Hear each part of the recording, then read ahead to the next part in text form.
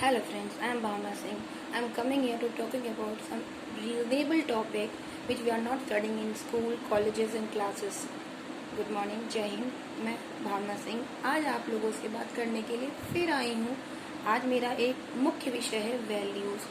Values पे बात मैं इसलिए कर रही हूँ क्योंकि वैल्यूज़ के लिए हम बड़े बड़े टेबल डिस्कशंस तो करते हैं, पर शायद हम उसको अपनी लाइफ में इम्प्लीमेंट नहीं करते हैं।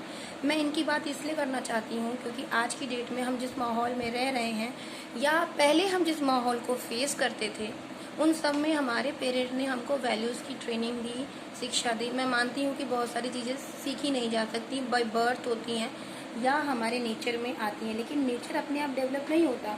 जिसे हम आदत की बात करते हैं वो खुद से डेवलप नहीं होती। हम एक प्राइमरी लेवल पे अपने बच्चों को जब प्राइमरी लेवल पर सिखाते हैं तब वो चीज़ों को डे बाय डे इम्प्लीमेंट करते करते ही वो बच्चे अपने नेचर में ले आते हैं और उसको एक अपना हैबिट बना लेते हैं।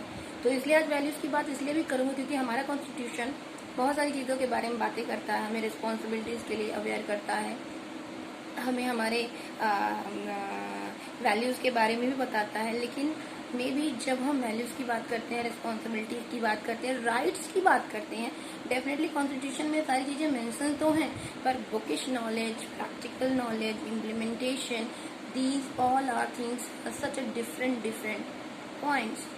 जैसे अगर मैं एक छोटा सा एग्जाम्पल लूँ कि अभी इस समय कोरोना का इतना ज़्यादा प्रकोप है पूरे वर्ल्ड में, और हमारी गवर्नमेंट हो या अदर कंट्री की गवर्नमेंट हो, पब्लिक को पूरा अवेयर कर रही है, उनको वो सारी चीज़ें अवेलेबल करा रही है जिससे कि वो उनको अवेयर कर सके या उनको कभी कोई इश्यूज होते हैं तो वो सॉर्ट आउट कर सके।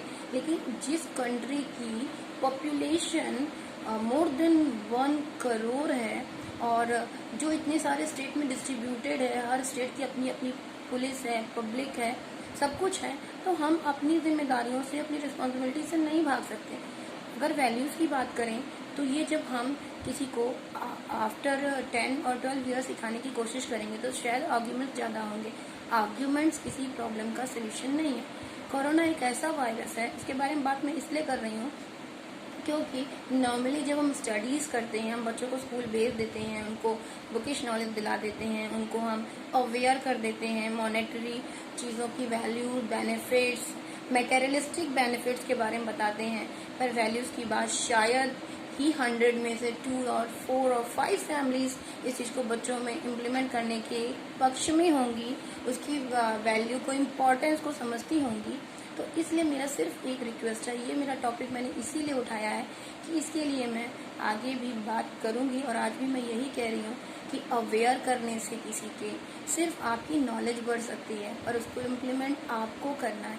And it's my heartiest request, please please think about it, values, not only moral values, every types of values, think about it, responsibilities and rights। हम responsibilities को नहीं सोचते, rights चाहते हैं, values को केयर नहीं करते हैं, और ये सारी चीज़ें सिर्फ जॉइंट फैमिली में या न्यूट्रल फैमिली में ही नहीं होती, ये एक इंडिविजुअल के लेवल पे किए गए एफर्ट से ही अप्रिशिएट की जा सकती हैं। हम बच्चों को ग्लोब के बारे में बता सकते हैं, अर्थ के बारे में बता सकते हैं, पढ़ा सकते हैं, नेचर बता सकते हैं, उनको इन्वायरमेंट बता सकते हैं, हर चीज़ बुक में पढ़ाई जाती है।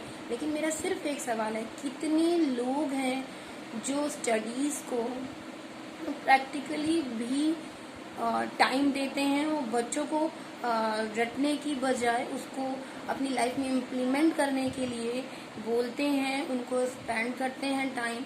मे बी पर्सनालिटी डेवलपमेंट में ये जो लोअर लेवल होता है बच्चों का, जो प्राइमरी में होता है 5th तक का, उसमें जो हम उनको देते हैं वो लाइफ लॉन्ग उनके साथ कैरी फॉरवर्ड होता है।